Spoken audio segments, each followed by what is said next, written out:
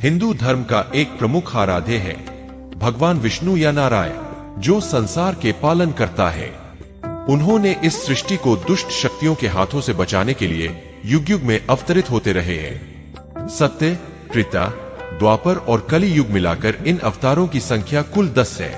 आज के वीडियो में हम भगवान विष्णु के 10 अवतारों के बारे में विस्तृत जानकारी जानेंगे, तो वीडियो को बिना टाले पूरा देखने का अनुरोध है। नमस्कार, आप सभी का स्वागत है सनातन धर्म यूट्यूब चैनल के और एक नए वीडियो में। भगवान विष्णु सत्य, त्रेता, द्वापर और कली युग में सृष्टि की रक्षा के लिए 10 अवतारों में अवतरित हुए हैं, जैसे मत्स्य, कूर्म, वराह, नृसिंह, वामन, परशुराम, राम, बलराम, बुद्ध और काल्क। तो दोस्तों, चलिए अब भगवान विष्णु के 10 अवतार के बारे में विस्तार से जान लेते हैं।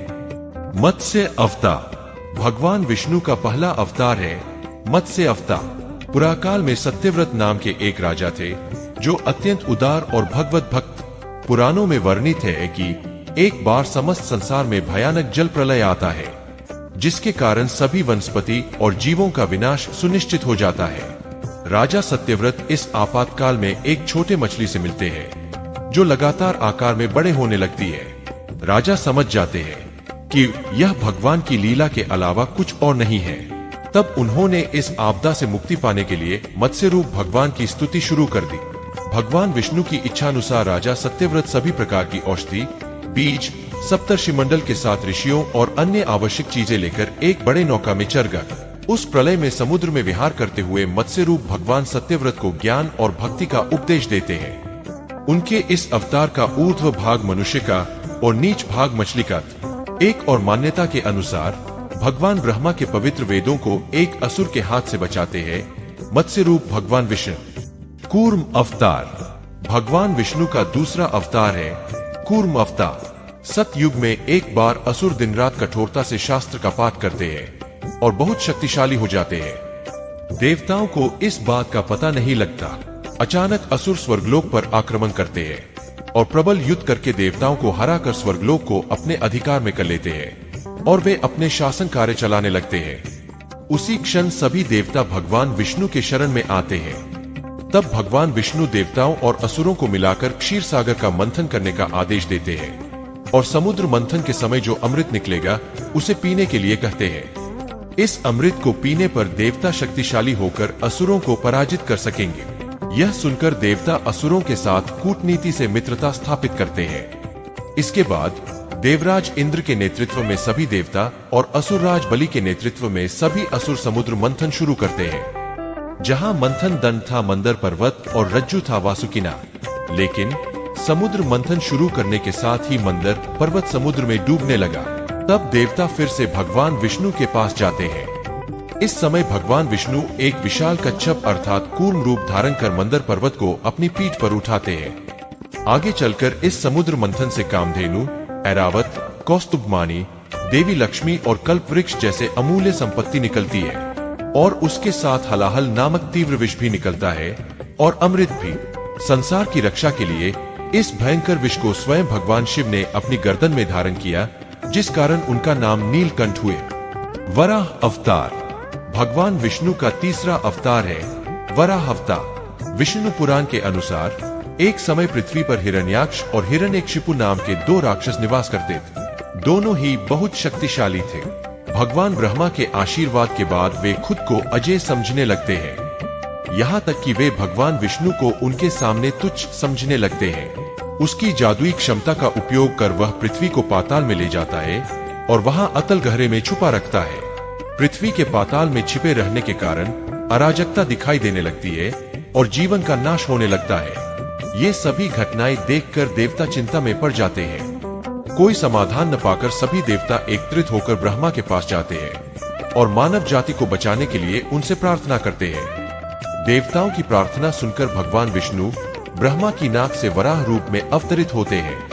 पहले उनकी ऊंचाई मात्र 8 इंच थी, लेकिन कुछ क्षण में ही वह विशाल आकार धारण कर लेते हैं। उनका मुख सूअर का था और बाकी का शरीर मनुष्य के समान था। इसके बाद भगवान विष्णु और हिरण्याक्ष के बीच एक भयंकर युद्ध होता है और भगवान विष्णु के वराह अवतार ने हिरण्याक्ष को मार दिया। युद्ध समाप्त होने के बाद वराह अवतार ने आगे के 2 दांतों पर पृथ्वी को स्थापित किया और पाताल से पृथ्वी को बाहर लाते हैं। नृसिंह अवतार भगवान विष्णु का चौथा अवतार है। नृसिंह अवतार हिरण्यकशिपु अपने भाई की मृत्यु का प्रतिशोध लेना चाहता है और कठोर तपस्या के माध्यम से वह ब्रह्मा से बड़े वर प्राप्त करता है। यह वर सुनिश्चित करता है कि वह मनुष्य या पशु द्वारा हत्या नहीं किया जाएगा, न घर के अंदर न बाहर, न दिन में न रात में, न धरती पर न आकाश में। वह इस शक्ति का उपयोग कर देवताओं को दबाता है और भगवान विष्णु के भक्तों पर अत्याचार करता है। लेकिन उसका अपना पुत्र प्रहलाद विष्णु का उपासक बन जाता है और हिरण्यकशिपु उसे मारने की कोशिश करता है। हालांकि वह असफल रहता है, क्योंकि प्रहलाद विष्णु द्वारा सुरक्षित रहता है। अंततः भगवान विष्णु नृसिंह रूप में अवतरित होते हैं। नृ का अर्थ है मानव, अर्थात नृसिंह मानव और सिंह का संयुक्त रूप है, जिसका सिर सिंह का और शरीर मानव का होता है तथा नाखून भी सिंह के होते हैं। इसके बाद नृसिंह ने हिरण्यकशिपु को अपने घुटनों पर रखते हुए अपने भयानक नाखून से उसका बच्च विदीर्ण कर दिया और हिरण्यकशिपु की मृत्यु हो जाती है। वामन अवतार भगवान विष्णु का 5वां अवतार है। वामन अवतार सत्ययुग में असुरराज बलि विश्वजीत नाम का यज्ञ करते हैं और विशाल शक्ति संचरित कर स्वर्ग लोक पर अधिकार कर लेते हैं। इसके बाद देवताओं को छोटा करने के लिए वह घोषणा करते हैं कि वह सबकी मनोकामना पूरी करेंगे। इस प्रकार असुरराज बलि बहुत ही अहंकारी हो जाता है। भगवान कभी अहंकार सहन नहीं करते, इसलिए भगवान विष्णु वामन बालक रूप धारण कर बलि से मात्र 3 पाव जमीन का दान मांगते हैं। बलिराज इस पर सहमति देता है तो वामन रूपी भगवान विष्णु अपना एक पैर स्वर्गलोक में और दूसरा पैर मृत्युलोक में रखते हैं। तीसरे पैर रखने के लिए कोई जगह न मिलने पर बलि अपनी सिर की समर्पण करता है। बलि के इस रूप समर्पण से भगवान विष्णु प्रसन्न होते हैं और उन्हें पाताल का राजा बना देते हैं और इंद्र को उनका स्वर्ग लौटा देते हैं।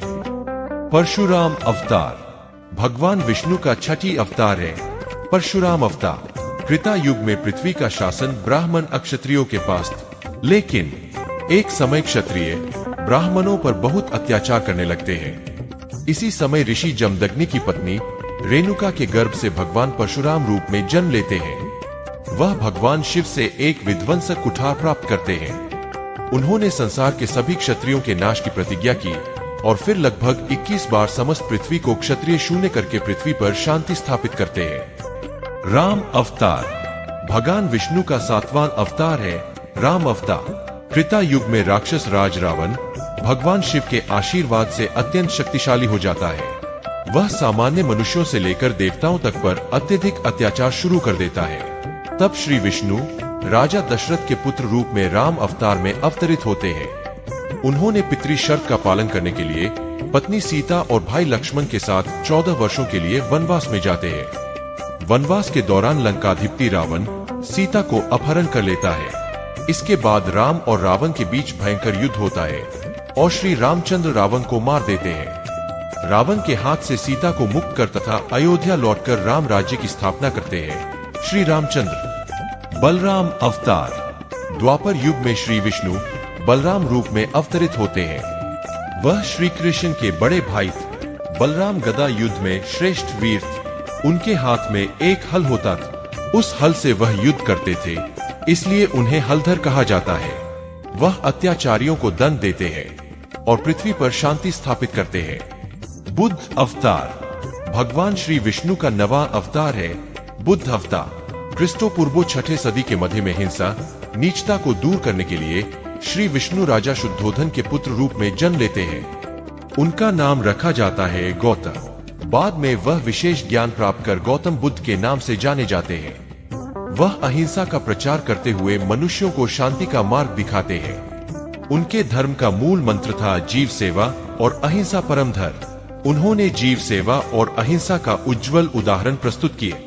काल की अवतार इतने समय में हमने जो अवतारों के बारे में जाना है वे पृथ्वी पर अवतरित हो चुके हैं, लेकिन कली के अंतिम प्रांत में अन्याय को दमन करने के लिए श्री विष्णु काल्की के रूप में अवतरित होंगे। वह जीवों के दुख को दूर करने के लिए प्रयत्न करेंगे। उनके हाथ में एक खड्ग होगा। इस खड्ग से वह अत्याचारियों को मारेंगे और मनुष्यों के दुख को दूर करेंगे। तो दोस्तों, यह थी भगवान विष्णु के 10 अवतारों की कहानी। आपको वीडियो कैसा लगा कृपया कमेंट करें। अगर आपको वीडियो पसंद आए तो वीडियो को लाइक और शेयर करना न भूलें और अगर आप चैनल पर नए हैं तो कृपया चैनल को सब्सक्राइब करें और बगल में दिए गए बेल आइकन को दबाएं ताकि आपको ऐसे और भी नए वीडियो सबसे पहले मिल सके।